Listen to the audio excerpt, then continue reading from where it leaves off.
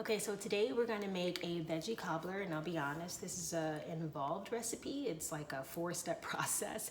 You have to saute your mushrooms and your onions, you have to boil your other vegetables and transfer all of that into a pot. Then you cover it with your topping. I like to use a cornmeal topping, and then you bake it. So there's a lot of chopping, there are several steps that you have to follow, but it is so worth it. So here we go. I'm just gonna add some butter in here. I like to use Earth Balance. It looks like a lot, I know, it does. It's 3 tablespoons, don't judge. Just gonna toss in the onion.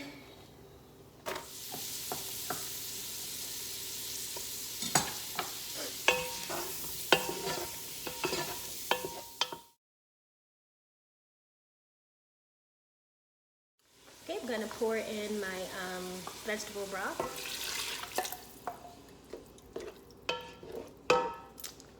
Cup of milk.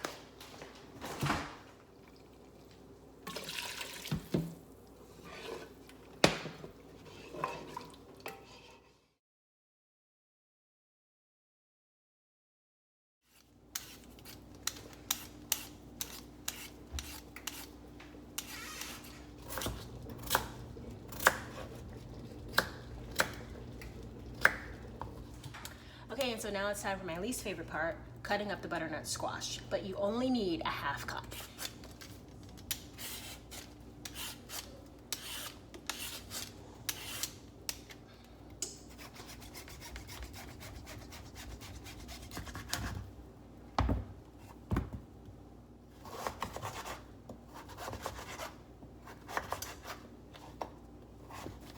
Okay, so this next step is the easiest step that you'll have throughout this whole process. You dump in your veggies and let them come to a boil. So basically you need a 1/2 cup of everything with the exception of the peas. You need a 1.5 cups of those. So just dump that all in.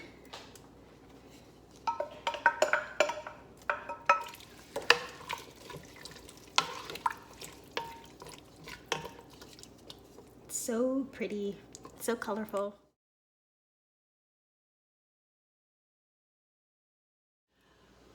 1.5 teaspoons of baking powder, a tablespoon of sugar, and then you need your cornmeal.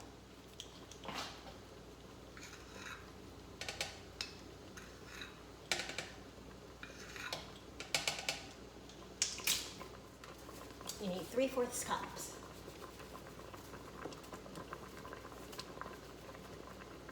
There's my half. Sugar.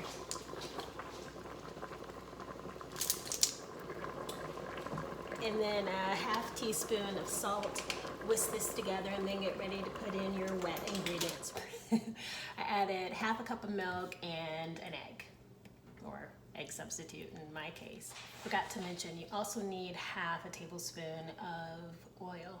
Avocado oil is really good for cooking.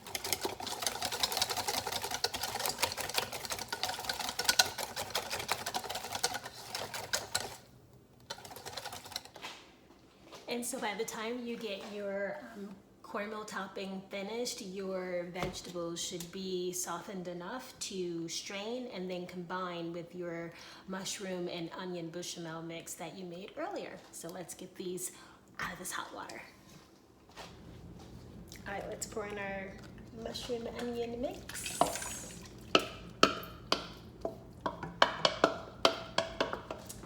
And now is also the time.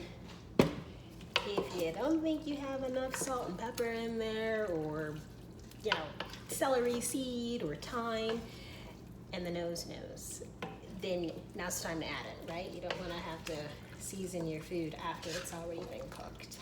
And now comes the easiest part of this whole process. You're gonna dump this in your baking dish, and then you're gonna coat it with that cornmeal topping and slap it in the oven that should be preheated to 400 degrees and let that bake until a nice golden brown. This is heavy. I want you to see it.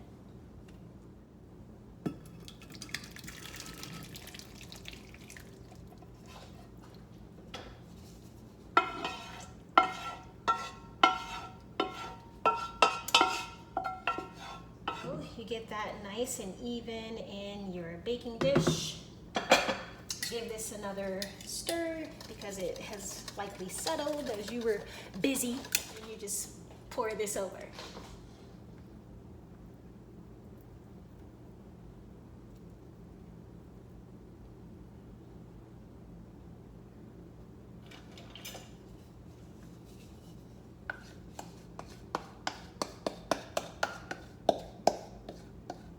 This is going to bake for 25 minutes and it's going to be so good.